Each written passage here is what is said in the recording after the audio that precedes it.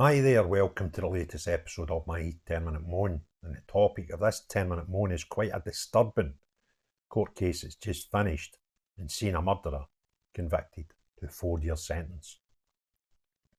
This story is surrounding a horrific incident which happened in Scotland, and the perpetrator was sentenced today, and it's about a teenager killed a bus driver and been sentenced to 4 years and 4 months. Keith Rollinson, 58, died of a cardiac arrest in hospital after an incident at a bus station in Elgin in February. The 16-year-old boy, who was 15 at the time, was originally charged with murder but admitted to the lesser charge of culpable homicide. The attack took place after Mr. Rollinson had refused to let the teenager aboard the bus because he was too drunk. At the High Court in Inverness, Lady Hood told the teenager, who cannot be named due to his age, that there was no alternative but for detention. The judge added that she would have imposed a longer sentence had he not pled guilty at the earliest opportunity, and that no sentence would make up for the loss suffered by Mr. Rollinson's family. Previously, the High Court in Edinburgh was told Mr. Rollinson had collapsed following assault and never gained consciousness.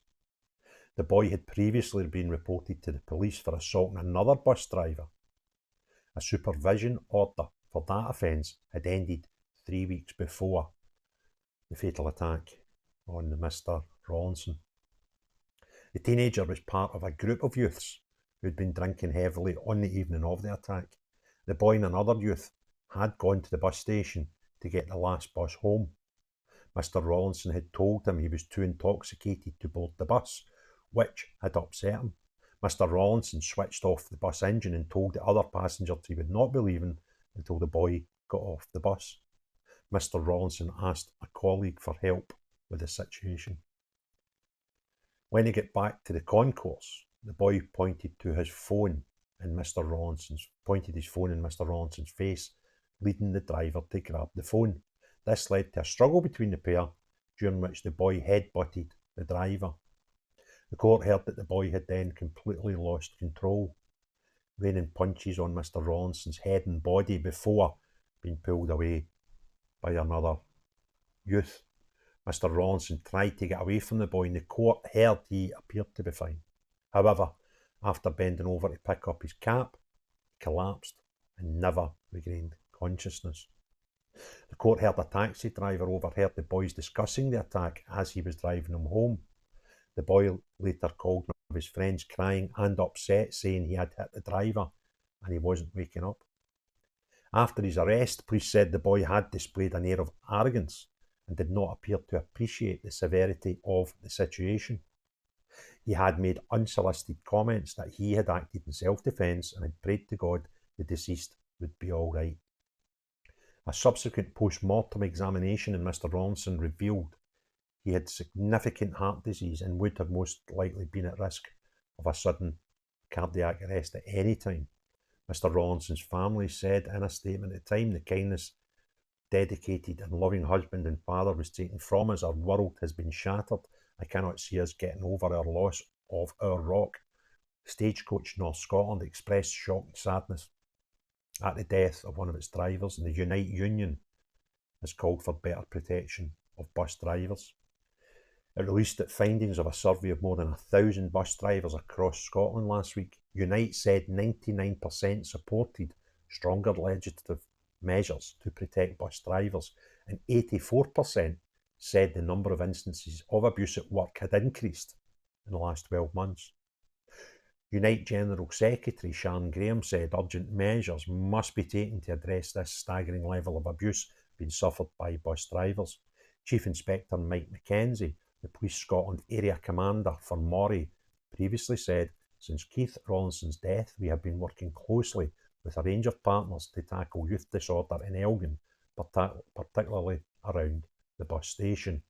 This will continue, and we are committed to working with partners to prevent and deter anti-social behaviour." What a horrible horrible case. And it just highlights a lot of things for me that are just mental in society today. It's just, listen, when I was 15, I want to suggest people my age back then didn't have a bit of alcohol now and again. That would be ridiculous to suggest that. So that's not a new phenomenon. But the total disregard and disrespect shown to people that are older, that worries me, as society. And I don't think this is a unique case that somebody at 58 being spoken to and attacked by someone, a teenager. It's just mental. That's something that I would never have saw in my day 30 odd years ago. The other mad thing is, this kid would have been given a free bus pass to get access to that bus, which I think, why? Why do we need to give free bus passes to kids for the last bus home? The free bus passes should be help them get to school, university, college, or if they're new, doing part-time work, etc. during their studies. None of which should be last bus home material, and that concerns me. And it's just the state of society. I mean, this is a horrific incident, but it's not unique. And we hear a lot of cases down south where obviously there's 10 times the amount of population, so you kind of should be hearing 10% the amount of stuff with just youngsters and the way they act. And a lot of time people say, that's down in England, but Scotland's super safe. Is it? It's a 15-year-old that's killed a man, killed a bus driver for telling him he wasn't getting on his bus. And yes, it's been unfortunate because it appears that the man did have a heart condition anyway, which he may or may not have been aware of at that time, but certainly the medical report since his death would suggest that he did have this medical condition. But that doesn't excuse what's happened and what did lead to his untimely death. Now, he could have had a cardiac arrest at any time. That'd have been nicer for his family to deal with than the fact that he was battered by a 15-year-old. And what sort of society are we creating where teenagers think battering bus drivers close to 60 is acceptable in any manner of means? And I think we need to start looking closely at how we educate our youths. And some of that's got to be in standards and responsibilities and know just how to add, subtract, and the 3 R's. We need to emphasise to children that society needs to be better and it needs to start with them because the future will be for them.